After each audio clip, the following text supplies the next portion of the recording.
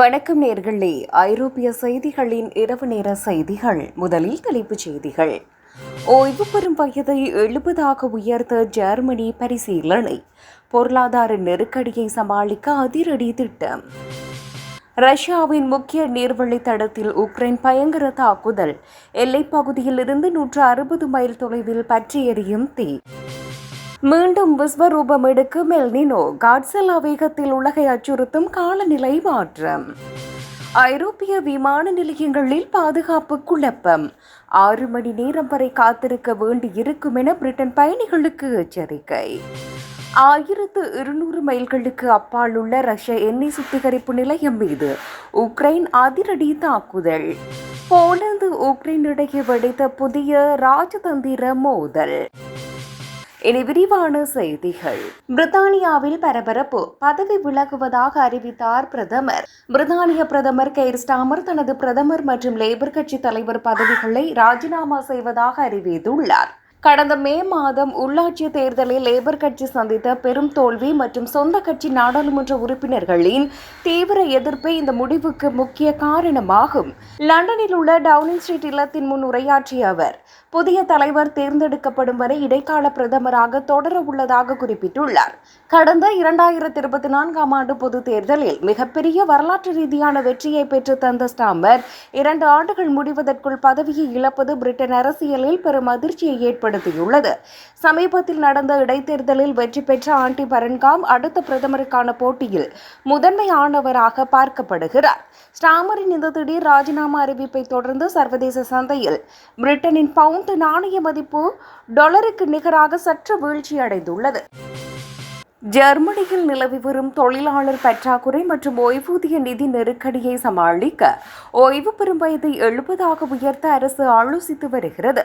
தற்போது அங்கு ஓய்வு பெறும் வயது 65 முதல் 67 உள்ள நிலையில் இந்த திடீர் மாற்றம் கருத்து பொதுமக்களிடையே பெரும் விவாதத்தை ஏற்படுத்தியுள்ளது.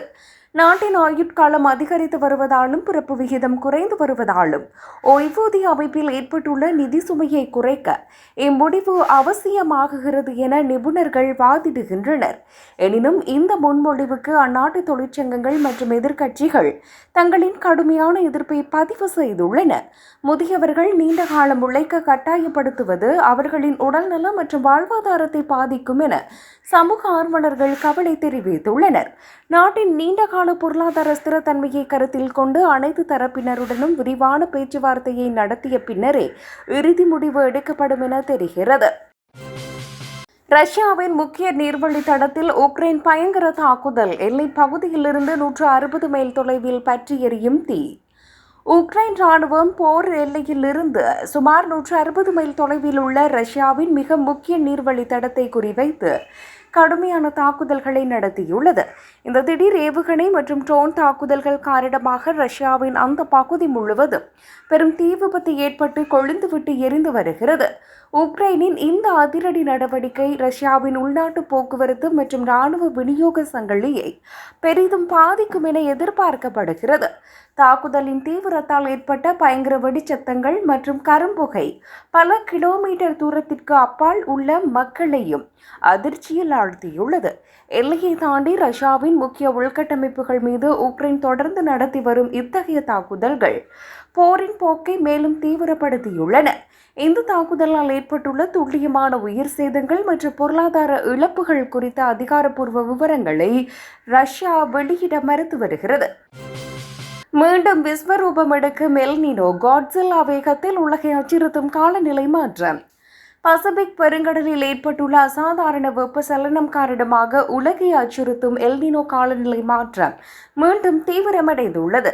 இந்த ஆண்டு உருவாகியுள்ள எல் நினோ முன்னெப்போதும் இல்லாத வகையில் காட்ஸில்லா போன்ற அதீத வீரியத்துடன் இருக்கும் என பருவநிலை ஆய்வாளர்கள் எச்சரித்துள்ளனர். இதன் தாக்கத்தால் உலகின் பல நாடுகளில் கடுமையான வறட்சி, காட்டுத்தீ மற்றும் சில பகுதிகளில் வழக்கத்திற்கு மாறான பெருவெள்ளம் ஏற்பட வாய்ப்புள்ளது. உலகளாவிய வெப்பநிலை புதிய உச்சத்தை தொடும் என்பதால் விவசாய உற்பத்தி கடுமையாக பாதிக்கப்பட்டு உணவுப் பொருட்களின் விலை உயரக்கூடும் என அஞ்சப்படுகிறது. உலக நாடுகளுக்கு பொருளாதார ரீதியாகவும் சுற்றுச்சூழல் ரீதியாகவும் இது மிகப்பெரிய சவாலாக மாறும் என நிபுணர்கள் எச்சரிக்கை விடுத்துள்ளனர். தீவிரமடைந்து வரும் இந்த இயற்கை சீற்றத்தை எதிர்கொள்ளவும் அதன் பாதிப்புகளை குறைக்கவும் சர்வதேச அளவில் அவசர திட்டங்கள் வகுக்கப்பட்டு வருகின்றன. ஐரோப்பிய விமான நிலையங்களில் பாதுகாப்பு குழப்பம், 6 மணி நேரம் வரை காத்திருக்க வேண்டியிருக்கும். பிரிட்டன் பயணிகளுக்கு எச்சரிக்கை. ஐரோப்பிய ஒன்றிய நாடுகளின் விமான நிலைய எல்லைகளில் புதிய பாதுகாப்பு சோதனைகள் அறிமுகப்படுத்தப்பட்டுள்ளதால் பெரும் நெரிசலும் குழப்பமும் ஏற்பட்டுள்ளது. இதன் காரணமாக பிரிட்டனில் இருந்து ஐரோப்பிய நாடுகளுக்கு செல்லும் பயணிகள் எல்லையை கடக்க சுமார் 6 மணி நேரம் வரை நீண்ட வரிசையில் காத்திருக்க வேண்டிய சூழல் உருவாகியுள்ளது. பிரெக்சிட் நடைமுறைக்கு பிறகு பிரிட்டன் குடிமக்களுக்கான கடவுச்சீட்டு மற்றும் பாதுகாப்பு விதிமுறைகள் தீவிரமாக்கப்பட்டதே இந்த தாமதத்திற்கு முக்கிய காரணமாகும். விமான நிலையங்களில் கூட்ட நெரிசல் மேலும் அதிகரிக்கக்கூடும் என பயண கட்டுப்பாட்டு அமைப்புகள் எச்சரித்துள்ளன. இந்த அசௌகரியங்களை தவிர்க்க பயணிகள் தங்களின் பயண நேரத்திற்கு பல மணி நேரத்திற்கு முன்பாகவே விமான நிலையங்களுக்கு வருமாறு அறிவுறுத்தப்பட்டுள்ளனர்.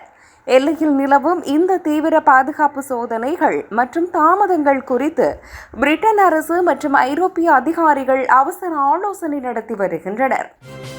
1200 மைல்களுக்கு அப்பால் உள்ள ரஷ்ய எண்ணெய் சுத்திகரிப்பு நிலையம் மீது உக்ரைன் அதிரடி தாக்குதல். உக்ரைன் ராணுவம் தனது எல்லையிலிருந்து சுமார் 1200 மைல்களுக்கும் அதிக தொலைவில் உள்ள ரஷ்யாவின் முக்கிய எண்ணெய் சுத்திகரிப்பு நிலையத்தை குறிவைத்து பயங்கரமான தாக்குதலை நடத்தியுள்ளது. நீண்ட தூரம் பாய்ந்து செல்லக்கூடிய அதிநவீன ட்ரோன்கள் மூலம் இந்த தாக்குதல்கள் திட்டமிட்டு வெற்றிகரமாக நடத்தப்பட்டதாக உக்ரைன் தரப்பு தெரிவித்துள்ளது. இந்த தாக்குதலால் எண்ணெய் சுத்திகரிப்பு நிலையத்தில் உள்ள முக்கிய உள்கட்டமைப்புகள் மற்றும் சேமிப்பு கிடங்குகள் தீப்பற்றி எரிந்து பெரும் சேதமடைந்துள்ளன. ரஷ்யாவின் எரிசக்தி மற்றும் ராணுவ விநியோக சங்கிலியை துண்டிக்கும் நோக்கில் உக்ரைன் சமீப காலமாக எடுத்து வரும் மிக நீண்ட தூர தாக்குதல் நடவடிக்கைகளில் இதுவும் ஒன்றாகும். எல்லையிலிருந்து இவ்வளவு தொலைவில் உள்ள ஒரு பகுதி தாக்கப்பட்டிருப்பது ரஷ்யாவின் வான் பாதுகாப்பு அமைப்புகளின் பலவீனத்தை காட்டுவதாக ராணுவ நிபுணர்கள் கருதுகின்றனர். இந்த திடீர் ட்ரோன் வீச்சால் ஏற்பட்டுள்ள துல்லியமான உயிர் சேதங்கள் மற்றும் பொருளாதார இழப்புகள் குறித்த முழுமையான விவரங்களை ரஷ்ய அதிகாரிகள் இன்னும் அதிகாரப்பூர்வமாக வெளியிடவில்லை. போலந்து உக்ரைன் இடையே வெடித்த புதிய ராஜதந்திர மோதல். போலந்து மற்றும் உக்ரைன் நாடுகளுக்கு இடையே